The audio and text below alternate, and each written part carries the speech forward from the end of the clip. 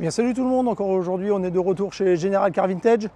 Et à tous ceux qui m'ont reproché de faire que des populaires françaises, voire même trop souvent des Renault, eh bien aujourd'hui on va changer un petit peu d'air, puisque je vais vous présenter cette voiture. Et pourtant cette voiture, même si elle est badgée Rambler, en fait c'est une Renault. Vous ne me croyez pas? Je vais vous raconter l'histoire. Parce que si vous avez vu les dernières vidéos qu'on a faites aux AMC Days, normalement vous devriez déjà être un petit peu au courant. Dans les années 60, Renault, qui n'avait pas vraiment de véhicule assez haut de gamme sur son marché, a décidé, suite à l'échec de la Frégate et puis à l'arrêt du projet 114 qui leur coûtait beaucoup trop cher, de développer une gamme de véhicules plutôt haut de gamme. Parce qu'avec ce qu'elle avait à proposer au garage et avec l'arrivée de la DS sur le marché, Renault s'était pris une vraie grosse claque et il se retrouvait vraiment à la bourre. Et dans les années 60, Renault s'était associé avec la marque américaine AMC pour American Motors Corporation, qui regroupait en fait plusieurs marques, entre autres la marque Nash, la marque Jeep et la marque Rambler.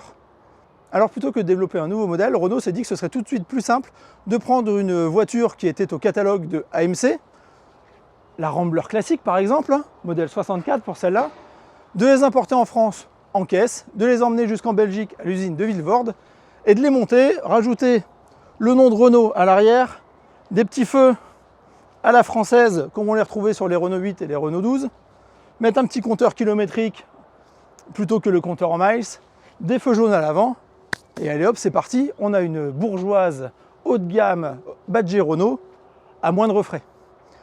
Sauf que sous le capot, là-dedans, il y avait des gros moteurs. Alors dans celle-ci, on n'avait pas le droit du V8, on avait du 6 cylindres, mais on avait du 2,7 litres, du 3 litres et du 3,2 litres, qui faisait entre 120 et 150 chevaux. Et surtout qui faisait 21 chevaux fiscaux et qui consommait 10-12 litres. Autrement dit, ce genre de véhicule, ça ne s'adressait pas à n'importe qui. Mais même si ça ne s'adressait pas à n'importe qui, ils ont continué à en importer à partir de 1962 jusqu'en 1967 avec des ventes qui ont été alors catastrophiques, puisqu'il s'en est vendu en 6 ans à peu près 1000 par an, 7 ans même. Il y en a eu 6600 environ, toutes années confondues, qui ont été vendues. Pourtant, ça n'avait pas dissuadé, malgré le départ plus que catastrophique de les ventes de ce véhicule, ça n'a pas empêché Renault d'aller chercher un véhicule, mais alors encore plus haut de gamme. Et ce véhicule encore plus haut de gamme, bien sûr, c'est cette Rambler modèle Ambassador, donc un modèle à de 5 mètres de long, cabriolet, et qui au lieu d'un 6 cylindres, lui, a un V8 4 litres 7 de 200 chevaux.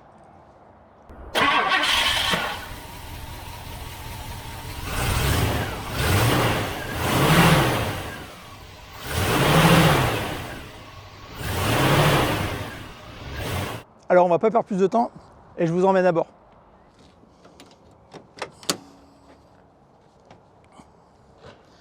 Alors, il faut savoir que ce véhicule-là a été entièrement restauré par son ancien propriétaire.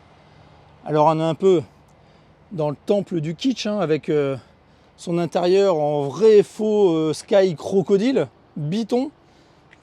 Mais ça pète un peu la classe quand même, avec ses petits inserts métalliques. À l'arrière, on a une vraie banquette avec des vitres électriques, le petit cendrier dans la coudoir, bien sûr des baguettes chromées partout, on est dans du haut de gamme. Et on va aller faire un petit tour à l'intérieur. Je me suis cogné la tête. Donc à l'intérieur, on retrouve un vrai intérieur à l'américaine. On n'est pas dans une populaire française, ça se voit tout de suite. Donc on retrouve bien sûr l'insigne Rambler, modèle 990. Bien sûr des petites baguettes en inox tout le long. On va retrouver des commodos qu'on n'a pas l'habitude de trouver sur des voitures françaises. Alors petit paradoxe de cette voiture, on a un petit logo Fasten your seatbelts, attachez vos ceintures, alors que le véhicule n'est pas équipé de ceinture. Donc là on reconnaît bien sûr le compteur qui avait été mis en km/h, puisque c'était un véhicule qui était importé en France. Bon, ensuite, les quelques indicateurs qu'on retrouve un petit peu partout. Bien sûr, à cette époque, on avait non pas un cendrier, mais 2 cendriers, un pour le passager, un pour le conducteur, avec forcément l'allume-cigare.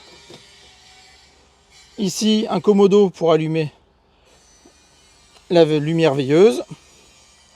Forcément, c'est une américaine, donc on a une boîte automatique avec le levier au volant. Pour les essuie-glaces, un autre bouton ici. Pour allumer les feux également. Par contre, pour les appels de phare, eh bien, c'est cette petite poignée, cette petite manette qui sert d'appel de phare. Et pour passer en plein phare, eh bien, ça se fait au pied avec ce bouton. Voilà, ça c'est pour passer en plein phare. Ça pour les appels de phare, ça pour allumer les phares. Les commandes ici pour la ventilation et la température d'air. Et le frein à main qui est en fait un frein à pied qu'on relâche comme ça. Et bien sûr, seulement 2 pédales, power brake. Et je peux vous dire qu'ici, le power brake, il porte bien son nom.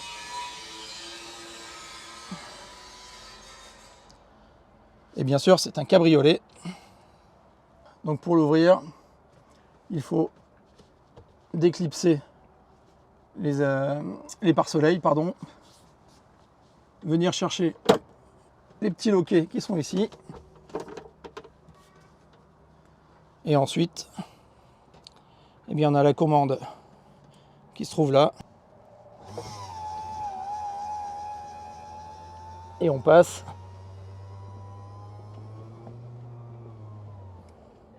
en mode découvrable. Et voilà. Bon allez, c'est pas le tout de vous avoir présenté cette voiture maintenant. Je pense qu'on va aller faire un tour avec.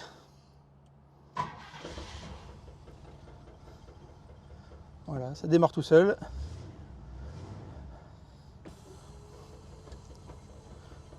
Un gros V8 de 200 chevaux et on n'entend presque pas. Direction tellement assistée que bien lancée, elle fait presque un demi-tour toute seule. On est bien dans une américaine.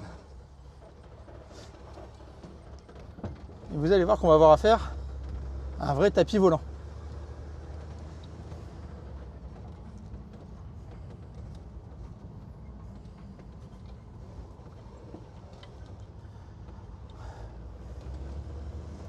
Parce que cette voiture, malgré son gros V8 et ses 200 chevaux, eh bien on n'est pas à la recherche de la performance. Là-dessous, on a une boîte automatique à 3 rapports, une vitesse de pointe qui ne doit pas dépasser les 120 km/h.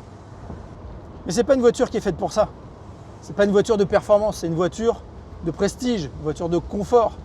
Cette route-là, je l'ai déjà prise avec plein de véhicules anciens. Et à chaque fois, c'est une véritable horreur de rouler là-dessus, avec les R8 Gordini, voire même avec les R5 GT Turbo un peu plus récentes, mais plus sportives, plus dures. Là, franchement, avec cette banquette hyper confort, ces amortisseurs hyper souples, ces directions assistées, mais alors, voilà, ça se conduirait avec un doigt. Et bien on ne lui en demande pas plus. Rouler tranquille, le coude à la portière, cabriolet. On est au printemps, il fait beau, il y a du soleil. Ces voitures, elles étaient faites pour ça. Alors bien sûr, on peut cruiser à l'américaine avec, sur l'autoroute, taper des grandes lignes droites, caler à 120. Mais franchement, il est où le plaisir là-dedans?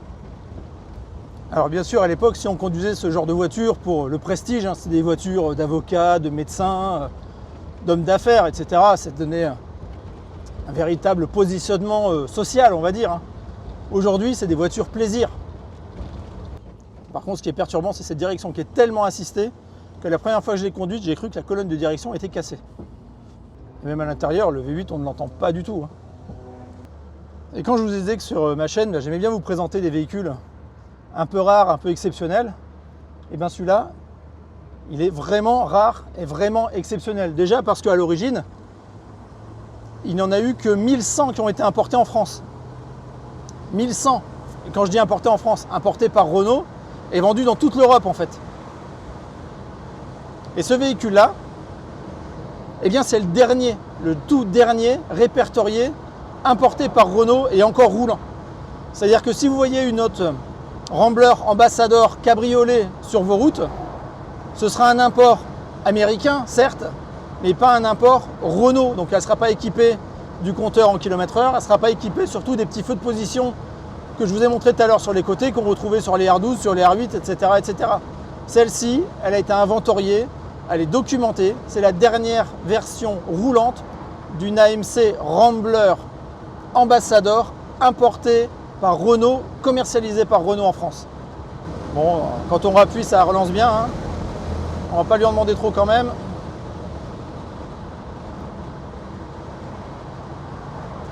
Parce que si c'est assez puissant au niveau moteur, si ça relance bien le V8. Au niveau freinage, c'est pas vraiment ça. Et autant dire qu'il faut anticiper pour pas se faire surprendre. Quand je vous dis souvent qu'on n'a pas besoin d'avoir 500 chevaux sous le pied droit pour se faire plaisir, c'est toujours rigolo de mettre des gros burns et puis de faire des grosses accélérations. Et finalement là, V8, 200 chevaux à 80, on est bien, on se fait plaisir. Rouler en cabriolet dans une grosse américaine, c'est aussi ça le plaisir de l'automobile ancienne. Alors aujourd'hui, si vous en croisez un équivalent sur vos routes, prenez-en des photos parce qu'il n'en reste pas tant que ça en état de rouler. Au rassemblement Rambler où je suis allé la dernière fois, il y en avait en tout et pour tout peut-être une trentaine qui venaient d'un peu partout en Europe d'ailleurs. Il y avait des Suisses, des Belges, des Hollandais, bien sûr des Français. Et rassembler 30 Ramblers au même endroit, et je peux vous dire que c'était quelque chose d'assez exceptionnel, parce qu'aujourd'hui, il ne doit pas en rester plus d'une centaine en état de rouler. Et moi, il y a un autre élément que j'adore sur ce genre de voiture, c'est que c'est une voiture qui donne la banane. Elle donne le sourire, mais pas seulement à celui qui la conduit, mais aussi aux gens qu'on croise.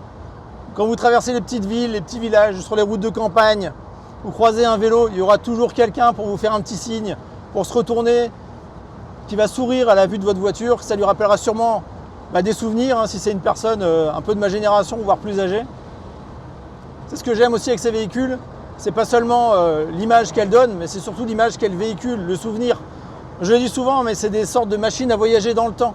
Quand on croise ce genre de voiture, tout de suite, ça nous ramène à nos jeunes années, quand on était gamin, qu'on montait dans la voiture du grand-père, la voiture du père, ou même des voitures que vous avez peut-être eues vous-même. Voilà, c'est des sortes de Madeleine de Proust. Eh bien, c'est ce genre de véhicule-là que moi je préfère conduire. Et c'est pour ça que je le partage avec vous sur la chaîne. Allez, on va voir quand même vite fait si on met le pied dedans ce que ça lui donne.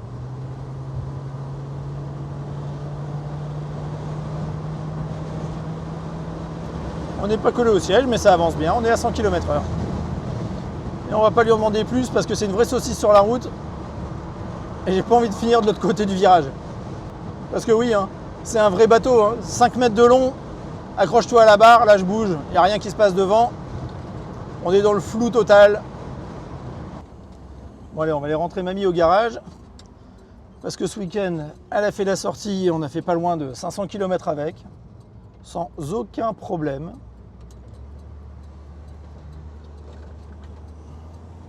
Regardez-moi cette direction assistée. Ouf. Ça se conduit à un doigt. Voilà. Bon voilà, on est de retour au garage. J'espère que la petite balade vous a plu et que maintenant vous en savez un petit peu plus sur la marque Rambler et sur les Renault haut de gamme des années 60. Si ce n'est pas le cas, je vous invite à retourner voir la vidéo qu'on a faite aux AMC Days il y a 15 jours. Et en attendant, écoutez, vous connaissez la manœuvre. Si ça vous a plu, un petit pouce en l'air, ça fait plaisir. Et on se retrouve ici la semaine prochaine pour parler encore et toujours auto et aéro bien sûr. Allez, tchuss!